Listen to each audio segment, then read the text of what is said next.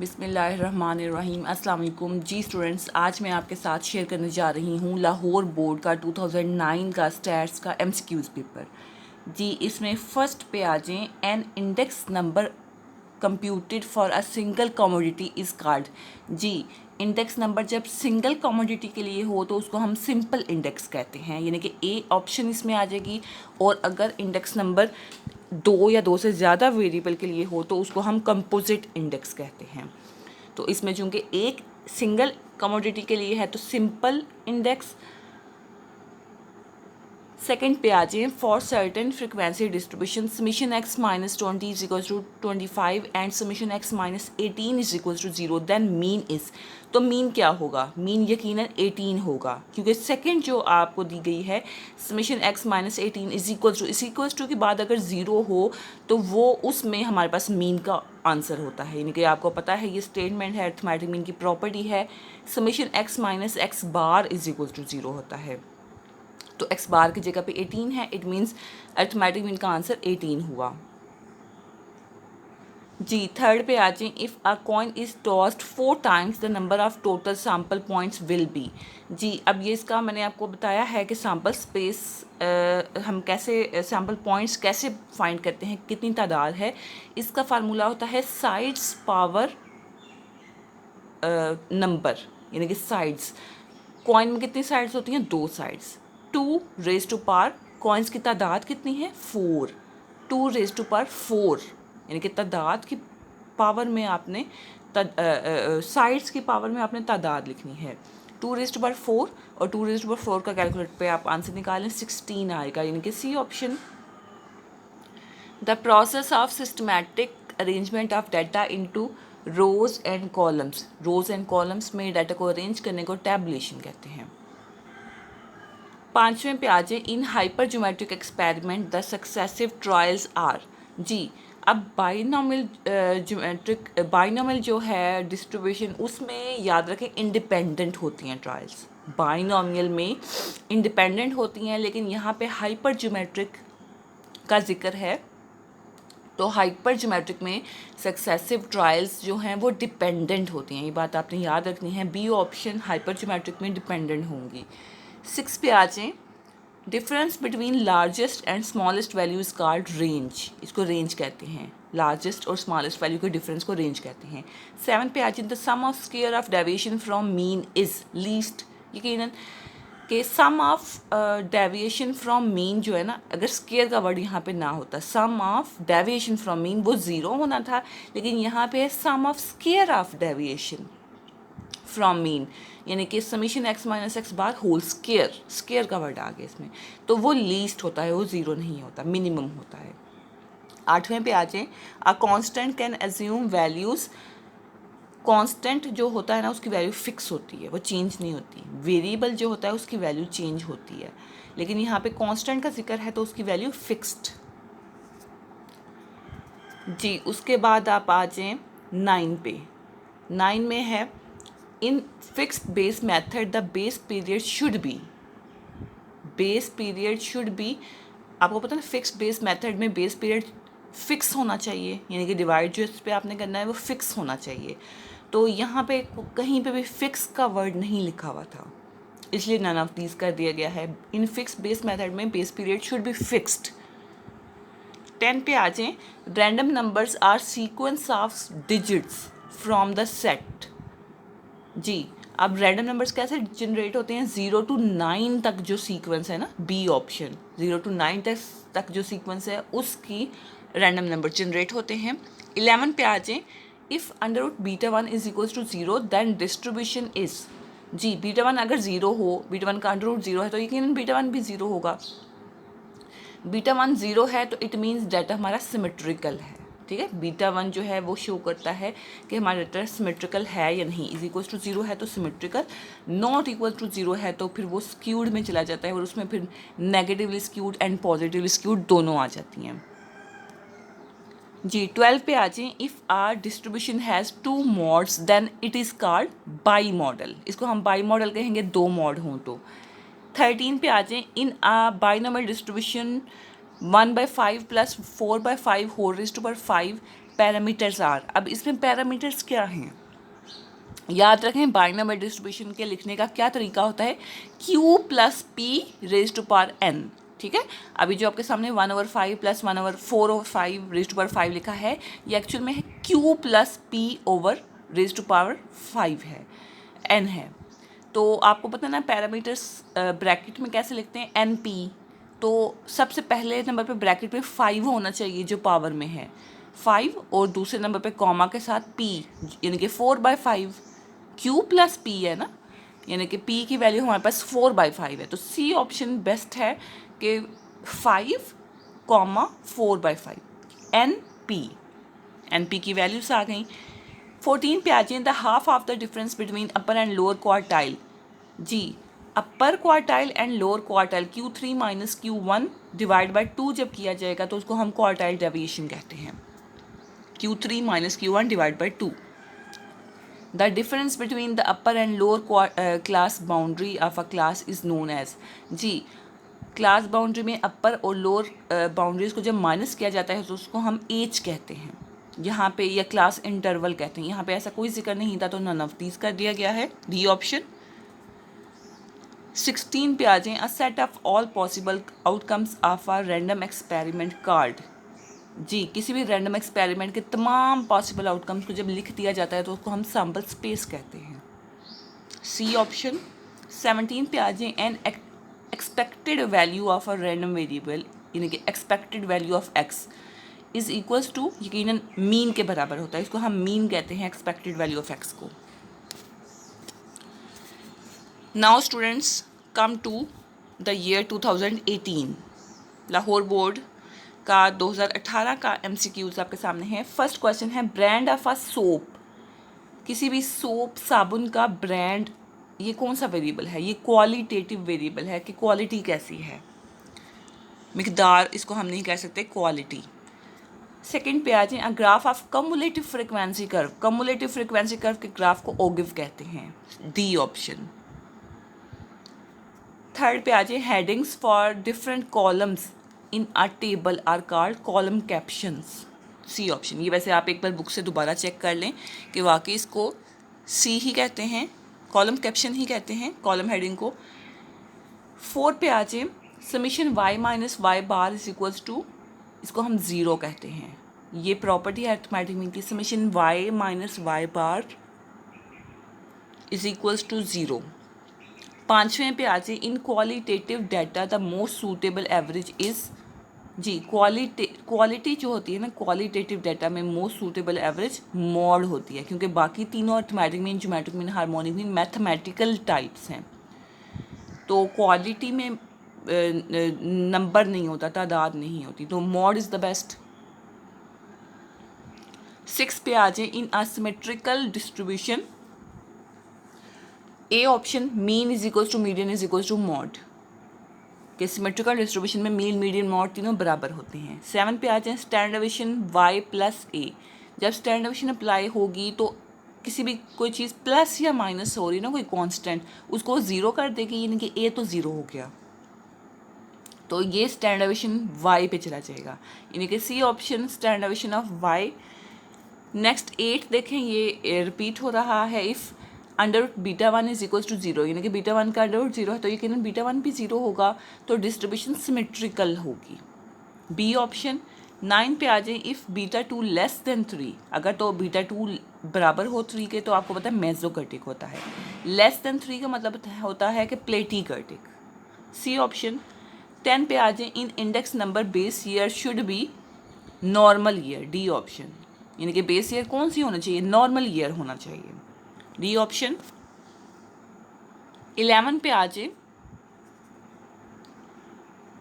11 में लिखा है, Laspeyres index number is also named as. लास्पेयर को हम बेस ईयर वेटेड भी कहते हैं, क्योंकि आपको पता है उसमें बेस ईयर साथ मल्टीप्लाई हो रहे होते हैं वेट्स एज अ वेट। 12 पे आ जाए, probability of an event can not be negative. जी, प्रोबेबिलिटी का रेंज 0 to 1 होती है और 0 से पीछे यानी कि नेगेटिव नहीं हो सकती, बी ऑप्शन नहीं हो सकती। 13 पे आ जाए, if A and B are mutually exclusive events then probability of A union B equals to, किसके बराबर होगा, probability of A plus probability of B, क्योंकि फार्मूला एक्चुअल में probability of A union B का क्या है, probability of A plus probability of B minus probability of A intersection B. तो ये जो मैंने बोला है minus probability of A intersection B, वो चीज़ ज़ीरो हो जाएगी। क्यों? क्योंकि ए और बी आपस में म्यूचुअली एक्सक्लूसिव इवेंट्स हैं। 14 पे आ जाएं, if x and y are two random variables then, अगर दोनों रैंडम वेरिएबल्स हैं then expected value of x minus y किसके बराबर होगा, बराबर होगा expected value of x minus expected value of y, यानी कि बी ऑप्शन। 15 पे आ जाएं, a random variable is also named as chance variable, भी इसको कहते हैं, इसका नाम है रैंडम वेरिएबल का दूसरा। 16 पे आ जाएं, if p is equals to q is, और ये दोनों बराबर हों 1/2 के, देन बाइनोमियल डिस्ट्रीब्यूशन किसके बराबर होगी, सिमेट्रिकल होगी। ठीक है, अगर ये पी क्यू दोनों आपस में बराबर हों या बराबर हों 1/2 के, तो उसको हम सिमेट्रिकल डिस्ट्रीब्यूशन कहते हैं। In hypergeometric distribution trials are, ये भी चीज़ रिपीट हो रही है, डिपेंडेंट, ट्रायल्स डिपेंडेंट होंगी हाइपर ज्योमेट्रिक डिस्ट्रीब्यूशन में। बाइनोमियल की अगर जिक्र हो तो वो इंडिपेंडेंट होती हैं और हाइपर ज्योमेट्रिक में डिपेंडेंट।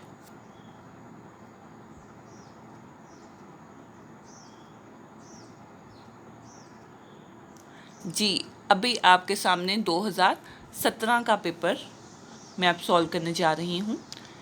फर्स्ट एमसीक्यू देखें, if A and B are two values then geometric mean क्या होगा, यकीनन दोनों का प्रोडक्ट और पावर में 1/2, क्योंकि दो वैल्यूज़ हैं तो under root A B, B option. Second पे आ जाएं, a random variable assuming only finite numbers is called, अगर रैंडम वेरिएबल में सिर्फ फाइनाइट नंबर्स हों तो वो ना तो कॉन्टीन्यूस में हो सकते हैं और ना ही डिस्क्रीट में, लिखा हुआ है ओनली फाइनाइट नंबर, तो ऐसा पॉसिबल नहीं है कि डिस्क्रीट हो तो उसमें सिर्फ फाइनाइट नंबर ही हों, इन्फिनिट भी हो सकते हैं, और कॉन्टीन्यूस है तो उसमें भी इन्फिनिट हो सकते हैं, none of these, D option. Third पे आ जाएं, वेरिएंस ऑफ 3 इज़ 0, जी इसमें फैलाव है ही नहीं, एक ही पॉइंट 3 पे ही सारे पॉइंट्स लाई कर रहे हैं, तो इसमें वेरिएंस 0 है, डी ऑप्शन। 4 पे आ जाएं, the orderly arrangement of units is called, जी जब अरेंजमेंट की बात आए और उसमें ऑर्डर मैटर कर रहा हो तो उसको हम परमुटेशन कहते हैं, और अगर विदाउट ऑर्डर हो तो वो कॉम्बिनेशन होगा, इसमें ऑर्डर मैटर कर रहा है तो ये ए ऑप्शन परमुटेशन। 5 पे आ जाए, statistic is a characteristic calculated from, B option sample data. Statistic जो अकेला स्टैटिस्टिक होता है ये सैम्पल डाटा से निकलता है, और जो पैरामीटर होता है वो पॉपुलेशन डाटा से निकलता है। 6 पे आ जाए, an index number computed for a single commodity is called, index number जब एक कमोडिटी के लिए निकाला जाए तो उसको हम सिंपल इंडेक्स कहते हैं, ये भी क्वेश्चन रिपीट हो रहा है।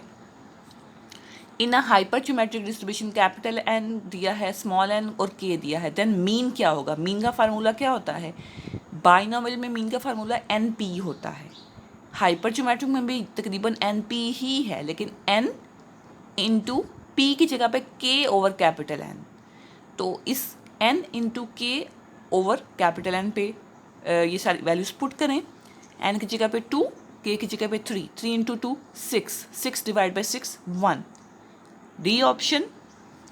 If x and y are two variables then expected value of x minus y, ये किसके बराबर होगा, ये भी रिपीटेड है, expected value of x minus expected value of y के बराबर होगा। 9 पे आ जाए, if p is equal to q then binomial distribution becomes, अगर पी और क्यू बराबर आ जाए तो बाइनोमियल डिस्ट्रीब्यूशन क्या बन जाएगी, सिमेट्रिकल, ये भी रिपीट है। 10 पे आ जाए, कम्युलेटिव फ्रिक्वेंसी इज़, याद रखें कम्युलेटिव फ्रिक्वेंसी हमेशा इंक्रीज ही करती है, डिक्रीज नहीं करती, डी ऑप्शन। या इसमें सी भी आ सकता है कि कम्युलेट जमा करने में डिक्रीजिंग नहीं, ए बी ऑप्शन ही होगी इसमें। 11 पे आ जाएं, if moment ratio b1 is equals to 0 then distribution is, distribution क्या होगी, β1 अगर 0 है तो डिस्ट्रीब्यूशन सिमेट्रिकल होगी, ये भी रिपीटेड है।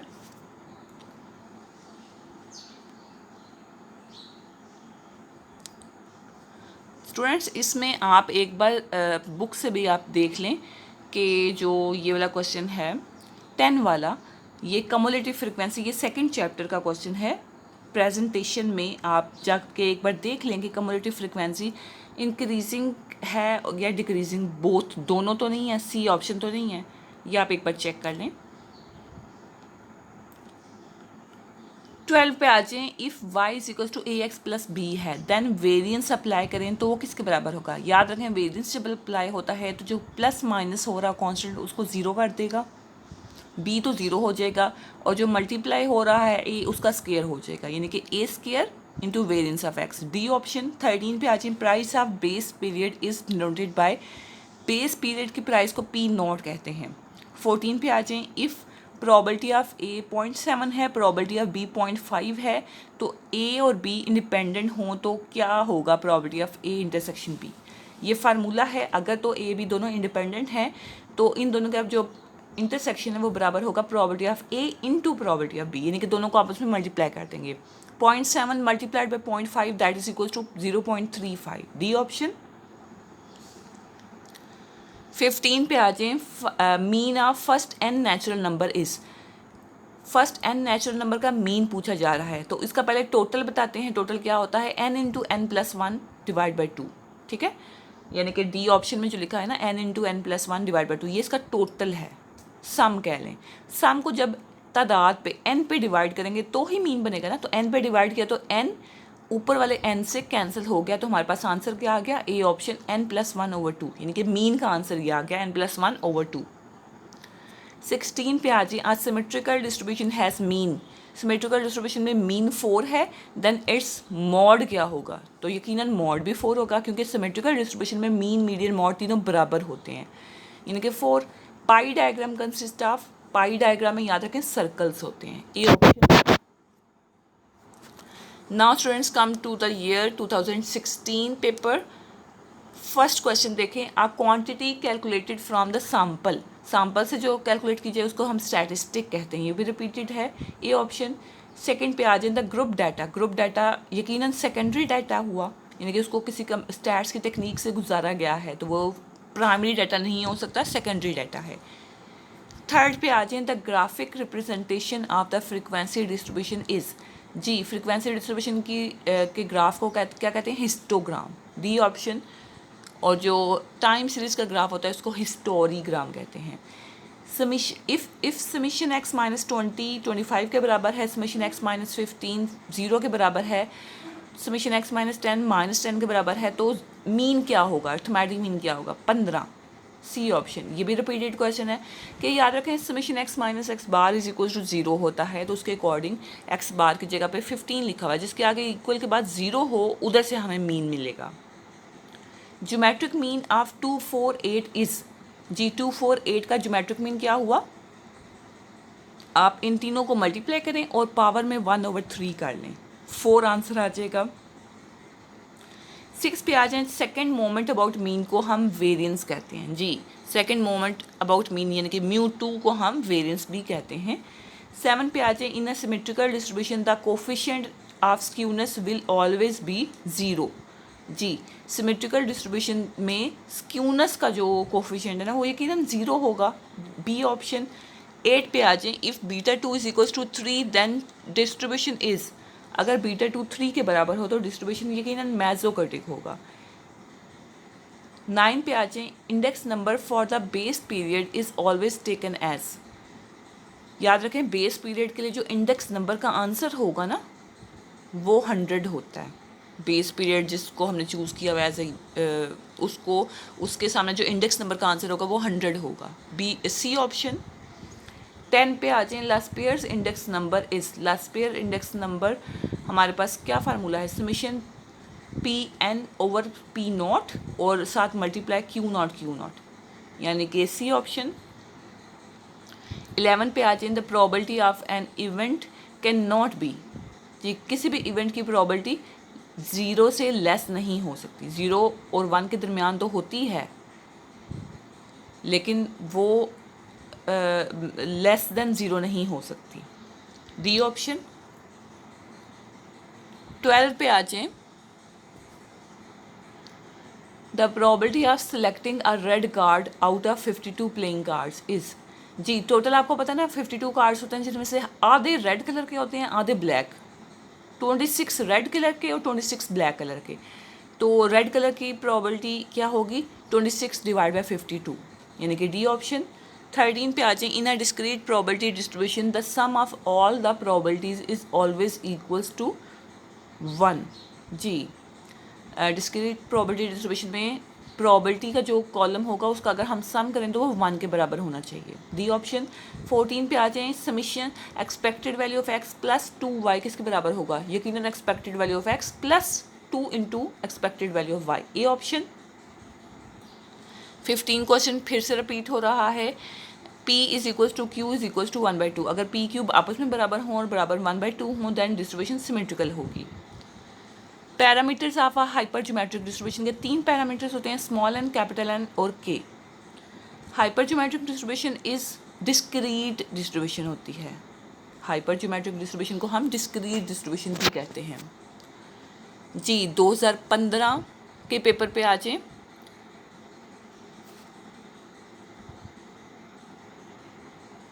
इसमें फर्स्ट क्वेश्चन देखें, द वेरिएंस ऑफ, ये भी रिपीटेड क्वेश्चन है कि 5 5 5 5 लिखा हुआ है, इसका वेरिएंस क्या होगा, यकीनन 0 के फिलहाल तो है ही नहीं इस डाटा में, एक ही पॉइंट पे सारी वैल्यूज़ हैं। If n is equals to 40, small n 5 है, k 4 है, तो मीन क्या होगा हाइपर ज्योमेट्री का, यकीनन small n into K over capital n। तो स्मॉल n 5 है, 5 into 4 20, 20 divide by 40, 1/2, B option. Third पे आ जाए, when 2 dice are rolled the number of possible outcomes कितने होंगे, वही फार्मूला ये भी रिपीटेड है कि फार्मूला मैंने आपको बताया है, साइड्स की पावर में आपने तादाद लिखनी है, साइड्स, डाइस की कितनी साइड्स होती हैं, 6 की पावर 2, क्योंकि 2 डाइस हैं तो 6 की power 2 that is equal to 36, C option. The frequency of a class divided by total frequency, उसको हम रिलेटिव फ्रिक्वेंसी कहते हैं कि फ्रिक्वेंसीज को टोटल फ्रिक्वेंसी पे डिवाइड करते जाएँ। 5वें पे आ जाए, इन सिमेट्रिकल डिस्ट्रीब्यूशन Q1 अगर 4 है, Q3 12 है, तो मीडियन क्या होगा, यकीनन इन दोनों के सेंटर में, तो 4 और 12 के बिल्कुल सेंटर में 8 आंसर आ जाएगा, सी ऑप्शन। छठे पे आ जाए, for computing chain index number compute करने के लिए हम क्या करते हैं, लिंक रिलेटिव निकालते हैं, बी ऑप्शन। 7 पे आ जाए, how many methods are used for the collection of data, data collect करने के 2 मेथड होते हैं, प्राइमरी सोर्स है और प्राइमरी मेथड है और सेकेंडरी मेथड है। 8वें पे आ जाए, for a binomial distribution with n अगर 5 है और probability of x is equal to -2 पूछा गया है, तो वो क्या होगी, 0 के बराबर,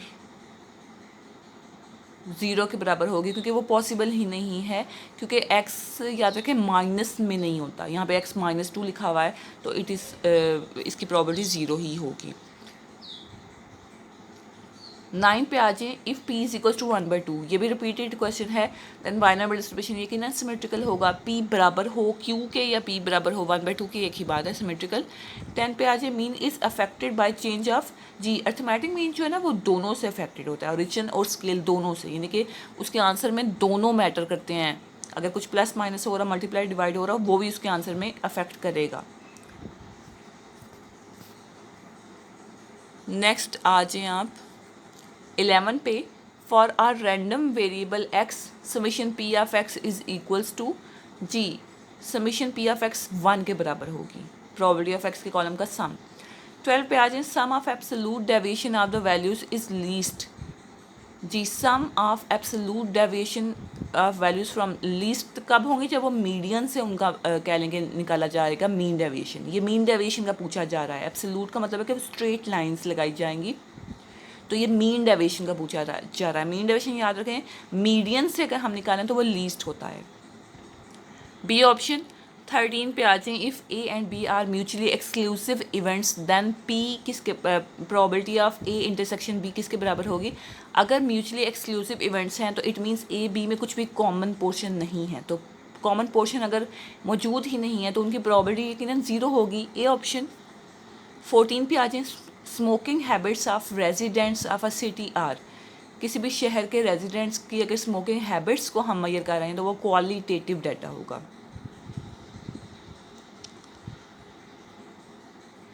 15 पे आ जाएं, which of the following average is most suitable for computing chain index number. जी, ज्योमेट्रिक मीन सूटेबल एवरेज होता है चेन इंडेक्स नंबर निकालने के लिए।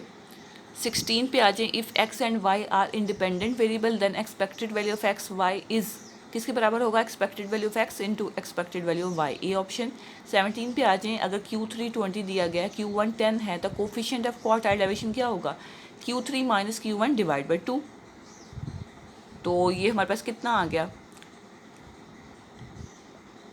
कोफिशिएंट ऑफ क्वार्टाइल डेविएशन का फार्मूला क्या है, Q3 minus Q1 divide by Q3 plus Q1, यानी कि ऊपर इन दोनों को माइनस करके 10 आ जाएगा, डिवाइड में प्लस करना है, डिवाइड में 30 आ जाएगा, 10/30 दैट इज इक्वल टू 1/3। तो ये बी ऑप्शन। जी, लास्ट ईयर का मैं सॉल्व करने जा रही हूँ, 2014 का पेपर है। 2014 का पेपर आपके सामने है। पहला क्वेश्चन है, the observation which occurs maximum number of times is called mode, C option, के जो बहुत ज़्यादा रिपीट हो रही है उसको हम मॉड कहते हैं। सेकेंड पे आ जाए, अ discrete probability function is, discrete probability function जो होता है उसको हम, वो नॉन नेगेटिव होता है, वो नेगेटिव नहीं होता, ए ऑप्शन।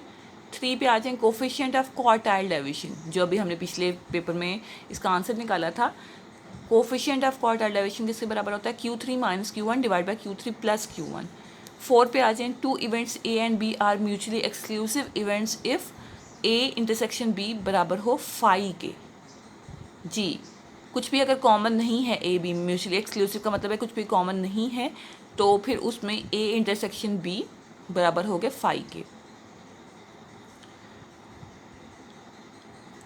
5 पे आ जाए, the branch of statistics which deals with procedures of drawing inferences about the population on the basis of sample information is called inferential statistics, उसको कहते हैं। 6 पे आ जाए, if all the values are not of equal importance, एक जैसी importance नहीं है सबकी, तो उसको हम वेटेड इंडेक्स कहेंगे, क्योंकि उनका वजन सबके डिफरेंट है, एक जैसी इंपॉर्टेंस नहीं है। In a hypergeometric experiment the probability of each outcome, याद रखें हाइपरज्योमेट्रिक में एक तो आपको बताया कि डिपेंडेंट होते हैं उनकी प्रोबेबिलिटी, ट्रायल्स डिपेंडेंट होती हैं। दूसरा ये कि प्रोबेबिलिटी जो है ना, प्रोबेबिलिटी चेंज होती रहती है, फिक्स नहीं रहती। बाइनॉमिनल में प्रोबेबिलिटी फिक्स रहती है, यहाँ पे प्रोबेबिलिटी चेंज होती है, बी ऑप्शन। 8 पे आ जाए, the total area under the curve of a continuous probability density function, curve में जो टोटल एरिया होता है वो 1 के बराबर होता है, B option. For binominal distribution याद रखें मीन बड़ा होता है वेरिएंस से, B option, mean greater than variance. इसकी रीज़न क्या है, मीन का आंसर बाइनॉमिनल में क्या होता है, NP, और वेरिएंस का आंसर क्या होता है, NPQ, ठीक है। अब Q इधर NP है और उधर NPQ, यानी कि Q मल्टीप्लाई हो गया, तो Q का आंसर याद रखें हमेशा पॉइंट्स में होगा। तो कोई पॉइंट्स वाली चीज़ जब मल्टीप्लाई होती है ना किसी भी चीज़ से, तो उसको रिड्यूस कर देती है, छोटा कर देती है, तो मीन बड़ा हो जाएगा वेरिएंस से। Now students come to the question 10। In a percentage frequency distribution the total of percentage frequency, percentage का जिक्र है तो इसलिए 100, बी ऑप्शन। 11 में आ जाए, फॉर सिमेट्रिकल डिस्ट्रीब्यूशन, ये भी रिपीट हो रहा है कि सिमेट्रिकल डिस्ट्रीब्यूशन में आपको पता है मीन मीडियन मॉड तीनों बराबर होते हैं, डी ऑप्शन। 12 पे आ जाए, the binomial distribution has, binomial distribution में 2 पैरामीटर्स होते हैं, 2 पैरामीटर्स, हाइपरज्योमेट्रिक में 3 पैरामीटर्स होते हैं। 13 पे आ जाए, the general purchasing power of the currency of a country is determined by retail price index, इसको हम CPIB कहते हैं, यहाँ पे रिटेल प्राइस इंडेक्स, ये भी उसी का ही नाम है। 14 पे आ जाए, if A is an empty set and S is the sample space, यानी कि A एम्प्टी है और S फुल भरा हुआ है, देन उन दोनों का अगर हम यूनियन ले लें तो वो यकीनन 1 के बराबर होगा, ए ऑप्शन। अगर उन दोनों का कॉमन पोर्शन ले लें B के लिहाज से तो फिर वो तो 0 होगा, तो इसमें ए ऑप्शन। 15 पे आ जाए, arithmetic mean for x1 x2, इनका अर्थमेटिक मीन का फार्मूला क्या होगा, x1 + x2 divide by 2, C option. 16 पे आ जाए, the value of standard deviation changes by a change of scale, जी स्टैंडर्ड डेविएशन में सिर्फ चेंज ऑफ स्केल मैटर करता है, 17 पे आ जाए, suitable average for averaging to shoe size. Shoe size के लिए सूटेबल एवरेज याद रखें मॉड होती है, मॉड। आई होप आपको समझ आ गई होगी। फिर भी आपको कोई कन्फ्यूजन है तो आप कमेंट कर सकते हैं। Thank you so much. अल्लाह हाफिज़।